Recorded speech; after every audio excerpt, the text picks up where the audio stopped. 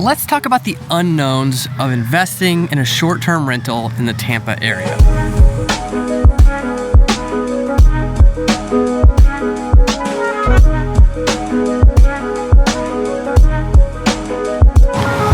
With the recent market shifts, my whole team is working with a lot more investors and a lot less just typical residential buyers.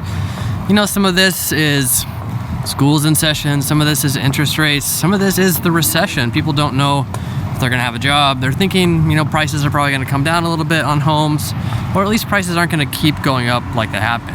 And I don't know exactly what's going to happen. Obviously the market is pretty different right now than it was over the summer, or like early summer. And there's a lot of reasons that investors are more active right now. You know, some of it is that, you know, the Tampa market is still a little bit cheaper than the national average, but investors also aren't as fazed by interest rates going up. They aren't as fazed by like the recession. Oftentimes they're thinking a lot more long-term. They're not borrowing money in the same way that residential buyers are borrowing money. They're running a business. There's all these kind of factors. Most investors are investing for cash flow. So if the property cash flows a little bit right off the bat, they're often okay with that, or they have their kind of numbers that they're working within. They're thinking, I can, you know, refinance this later, I can raise rents later, all those kind of things. And there's this cheesy saying that when you buy a house, you date the rate and you marry the house. So rates are gonna change over the time that you own a property. You can refinance. There's a lot of different options around that, especially if it's a house that you really like to live in or you really like as an investment. Part of why I've been shooting videos in my office so much more is because the bugs just bite me. I'm like out here at this park kind of by my office, and my ankles and lower legs are already just itching. Tampa is attractive to investors for all kinds of reasons, but I want to share some info about short-term rentals. So what's a short-term rental? Like an Airbnb or something like that? Like, let's just start out by defining this thing. A short-term rental is a property that's furnished, that's rented out for short periods of time.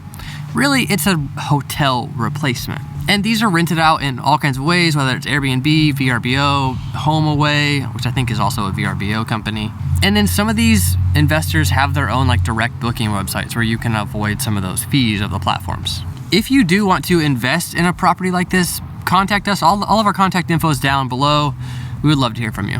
So some of the unknowns of investing in a short-term rental, whatever platform you're leasing it out on, there are some market-specific unknowns. So like say you're investing in a short-term rental in the Tampa area.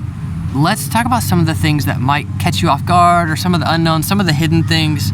Number one, you don't have to focus on a specific area. People visit Tampa for all kinds of reasons, and all of these different areas around the whole town have short-term rental. People might visit Tampa because they have family or friends here. They might be coming here for an event, whether that's like Formula One race in St. Pete, or it's a Bucks game. They might be coming to go to Tampa amusement parks. They might be coming to kind of go to the beach here and go to Disney, so they kind of want to stay in between. People might just come down and stay for a month or two just to see their favorite team in spring training. There's a few Major League Baseball teams that have spring training facilities here. So yeah, it's a cool city.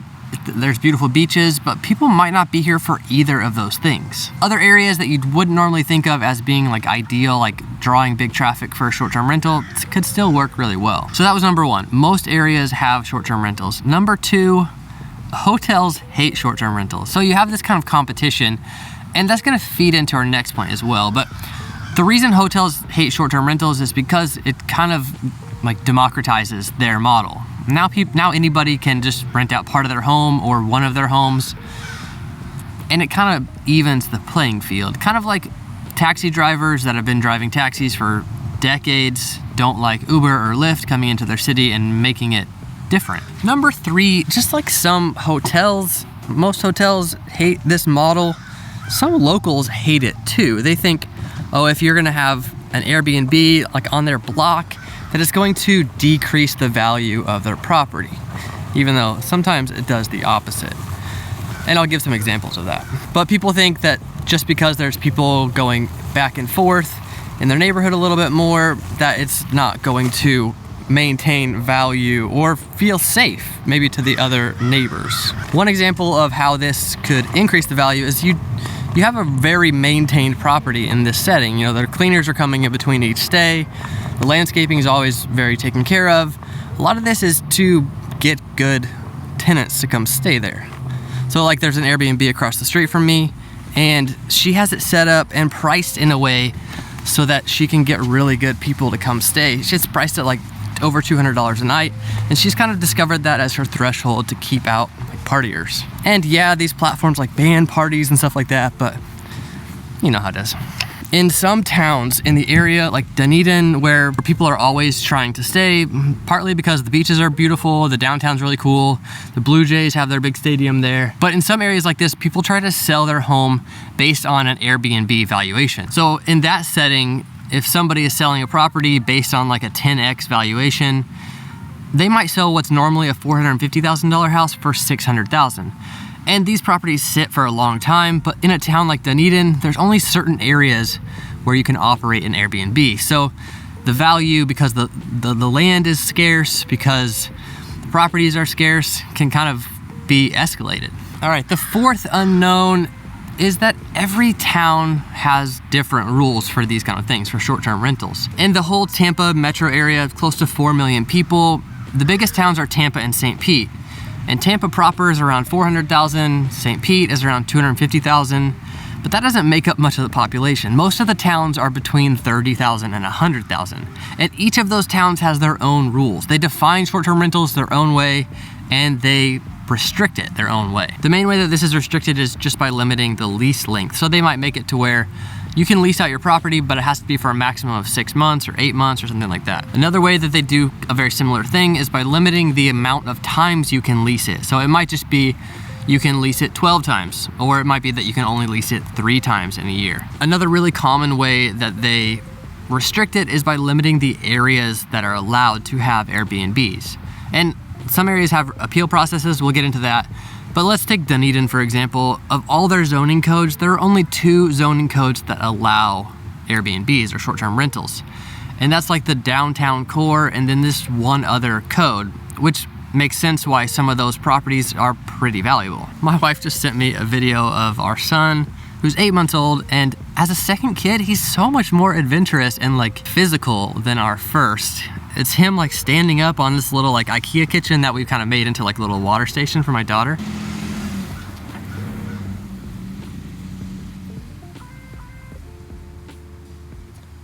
So an example of an appeal process for one of these things is in Tarpon Springs, where I live. So I actually want to sell my property, and it could be a really good Airbnb because you could like carry a kayak or a paddleboard like to the water pretty easily from my house. So I know that it would be attractive, but it's not set up as a tourist home. That's what they call it in Tarpon. There's a couple of the codes, the zoning codes that allow Airbnbs, like multifamily codes. So if it's already a 4-plex, then it's fine. But if it's a single family home in a neighborhood, it's not necessarily fine.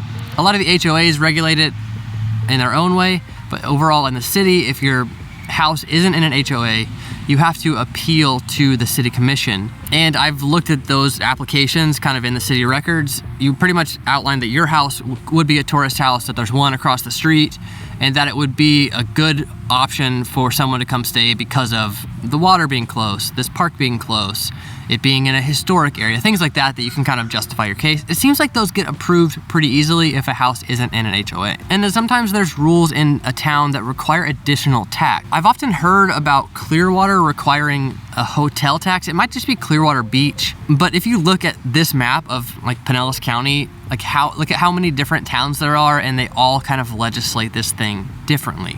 There are a couple unincorporated areas in Pinellas County, and it's a lot easier there. You kind of just have to like register it as a short-term rental, and you have to have some paperwork posted at the property. But there aren't that many areas in this county that are unincorporated. Okay, and the next level of rules for this is the HOA. I mean, and if any of you have experience with an HOA, it's not typically positive, but I guess they are necessary in their own right.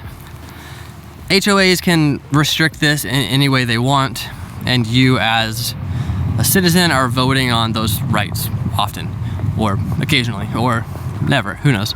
I don't live in an HOA. I don't know if I would ever want to, but a lot of HOAs just ban it. No short-term rentals. I've seen condo associations or townhouses that ban it. They typically ban it, but occasionally they'll allow it right off the bat, or occasionally they'll allow long-term rentals, so like a 12-month lease, after you've lived there as a primary residence for 1 year, sometimes 2 years.